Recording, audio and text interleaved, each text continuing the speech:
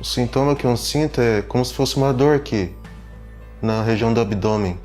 Daí, do nada, eu fico praticamente longe de mim, meio que inconsciente. Eu escuto você falando, só que lá no fundo. E eu não consigo responder de forma rápida.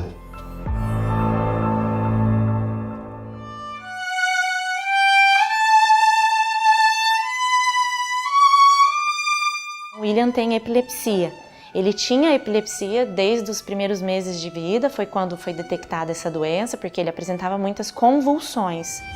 Da primeira, ali meia hora da outra, e ali mais uma hora de tempo, intervalo de uma hora da outra. Nesses casos, é necessário a gente realizar uma investigação para uma possível cirurgia de epilepsia.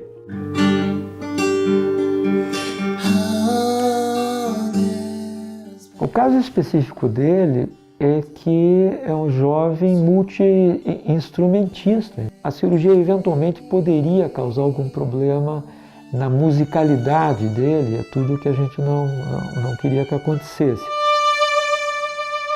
Como ele tem essa área musical muito importante, a gente vai conseguir acordá-lo durante a cirurgia e propor para ele tocar algumas melodias.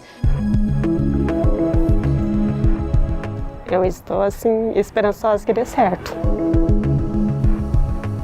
Eu tô no Hospital INC e vou fazer uma cirurgia na cabeça.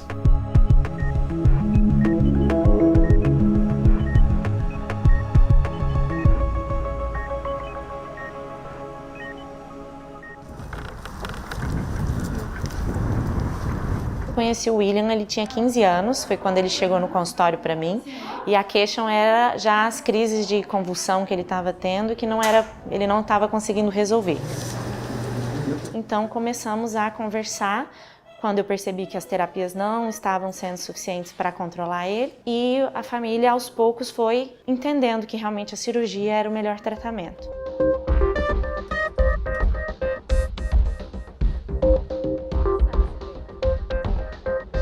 O paciente William Fernando de Lima Santos, 17 anos, ele é estudante no ensino médio, músico, toca violino, violão, violoncelo. Semanalmente existe de fato uma equipe em que é formada por neurologistas, neurofisiologistas, neurocirurgiões, neuropsicólogos e os técnicos em eletroencefalograma, em que são discutidos os casos em que não obtêm um controle adequado com as medicações antiepiléticas ou anticrise. Então, nesses casos, os pacientes são discutidos e orientados à investigação necessária para uma possível cirurgia de epilepsia. Só dona Jucimar e o William entrando agora. Dá um showzinho para o pai.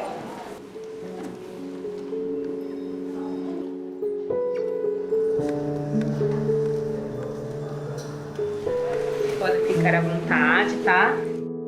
Eu lembro que quando eu tive essa primeira crise, eu cheguei quase morto no hospital praticamente. A epilepsia, ela acontece devido a descargas elétricas no córtex, em volta do cérebro, e essas descargas elétricas elas vão se espalhar e vão provocar as crises epiléticas. Muitas vezes fica limitado ao movimento no braço, no rosto, alguma coisa assim. E se ela se espalha, a pessoa vai ter uma crise generalizada. Acredita-se que 1 a 1,5% da população tenha epilepsia, o que no Brasil dá um número bem grande. A maioria dos pacientes tratando com medicamentos ficam bem controlados, então 70%, 80% dos pacientes com epilepsia, eles têm um bom controle das crises e levam suas vidas com boa qualidade de vida e seguem em frente. Mas 20 a 30%, que é um número, 20 a 30% corresponde a muita gente, não consegue ter esse controle das crises. Quando ele era criança, as medicações faziam efeito, né? Era controlada. Daí ele não tinha mais crise. E quando foi 2015, ele voltou a ter as mesmas crises que ele teve lá atrás. Mesmo com a medicação, não é controlada. Então prejudica no trabalho, no estudo, no dia a dia e a qualidade de vida vai ficando muito ruim. Realmente o tratamento padrão ouro assim é a cirurgia para tirar esse pedaço, que é uma área altamente epileptogênica. Provavelmente eu vou vir te buscar o William para alguns exames, tá bom? Vou te incomodar um pouquinho agora no período da tarde.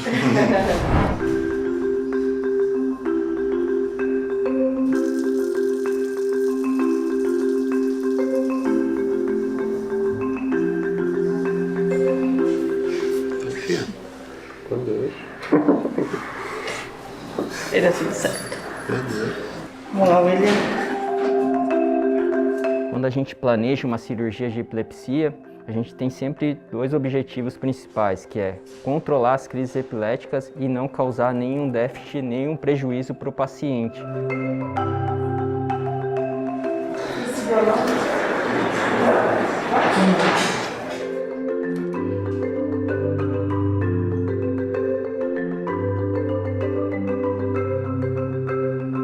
É feito um corte pequeno no paciente, um acesso pequeno em que é retirado parte do osso, que é a craniotomia, e a gente chega nessa região do cérebro que é a região temporal. Diferentemente do que muitas pessoas pensam, o cérebro ele não tem terminações nervosas. A manipulação do cérebro não provoca dor.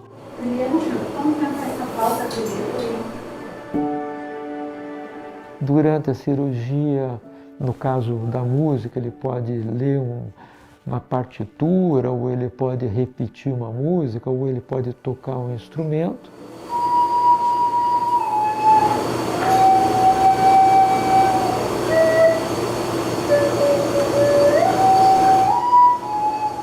E na medida em que nós já vimos que ele tem essa capacidade, a gente vai então com um instrumento que estimula e ele pode bloquear essa capacidade, por exemplo, na área da fala, se a gente coloca essa estimulação, a pessoa pode ter uma afasia, pode parar de falar. Então nós fizemos essa monitorização para saber o caminho que a gente iria utilizar sem que tivesse aquele risco.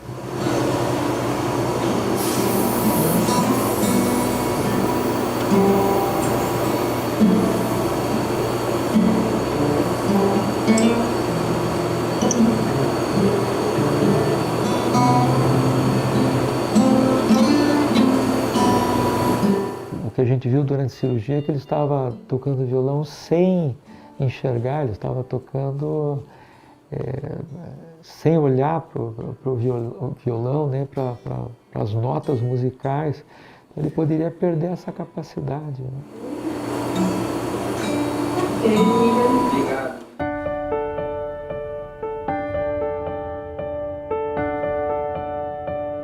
Boa tarde. Boa tarde. Tudo tranquilo, tudo bem? Agora tá tudo bem, graças a Deus. Na verdade, eu vim para dizer que correu super bem a cirurgia, do começo ao fim. Até para mim foi uma surpresa, porque eu não tinha visto ele tocar. E ele tocando violão, nossa, é uma coisa até emocionante, assim, uma música dentro do centro cirúrgico, assim, aquela música fez um bem para todo mundo. Daí a gente vai ver como ele fica de hoje para amanhã, etc. E tudo correndo como a gente quer. Ele faz uma tomografia amanhã cedo e depois já vem para o quarto, fica com vocês. Eu acredito que fique mais uns 2 dias aqui, provavelmente saindo do hospital. O ambiente hospitalar ele é muito estressante já por natureza. Essas cirurgias de grande porte que a gente faz aqui, então é um ambiente de estresse, na verdade. Ninguém vem para o hospital porque quer, na verdade, né? Que vem muitas vezes no pior momento das suas vidas. Então a gente acha que a música, ela, digamos que ameniza um pouco esse sofrimento, essa tensão que existe no hospital. A cirurgia correu tudo certo, graças a Deus. E agora ele está na fase de recuperação, está tendo umas dorzinhas, mas daí já vai passar. E a vida continua para melhor, né?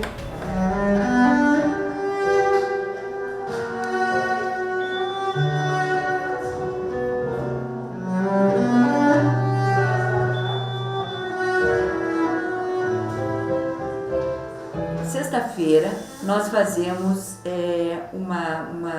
um recital, digamos assim, ali na recepção central.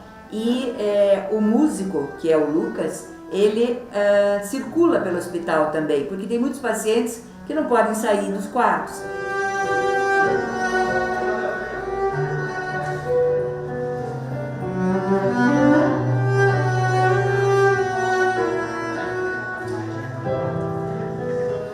Quando nós soubemos da cirurgia do William, que é um músico, nós pensamos em levar o Lucas para tocar junto com o William. E foi realmente um encontro bem interessante, assim, né? Porque os músicos parece que falam a mesma linguagem.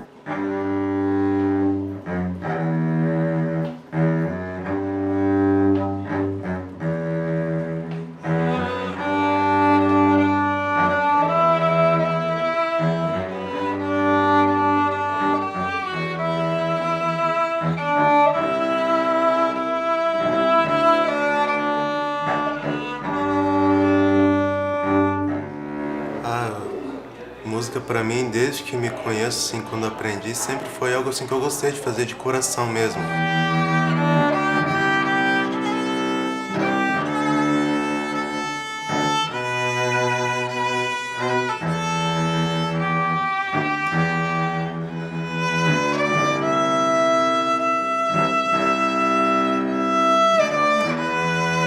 Fazer o que ele fez não é tão fácil assim, né? E a música teve essa possibilidade de dar esse alívio, esse conforto, né?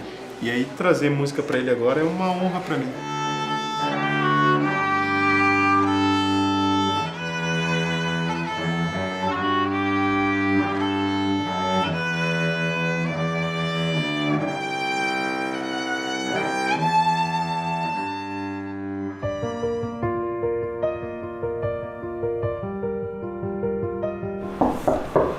Pode entrar.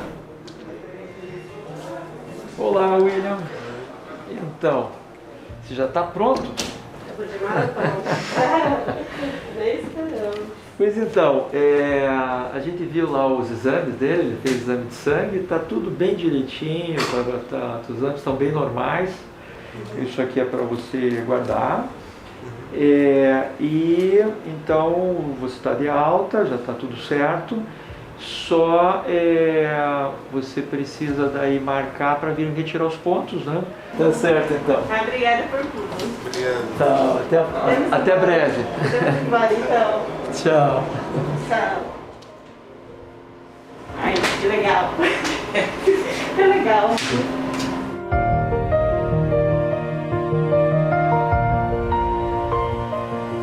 Essa é uma das cirurgias mais gratificantes da nossa especialidade. A gente consegue mudar a vida da pessoa, mas a gente acaba mudando o contexto familiar também.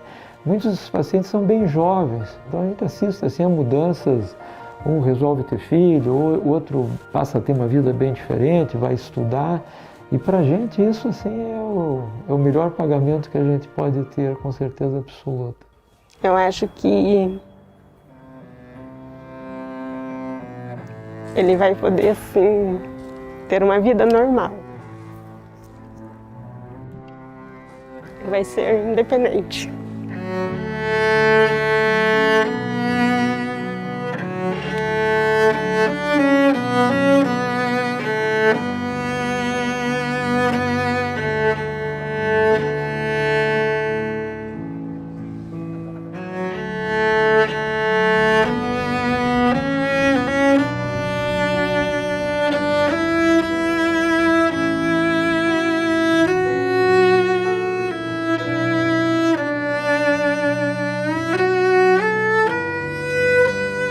Eu dou graças a Deus porque já tem 42 dias e até agora eu não tive crise nenhuma.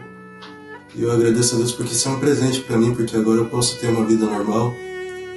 Eu posso poder ter o direito de viajar sozinho, realizar meus sonhos, os meus desejos, em todos os meus projetos na presença do Senhor.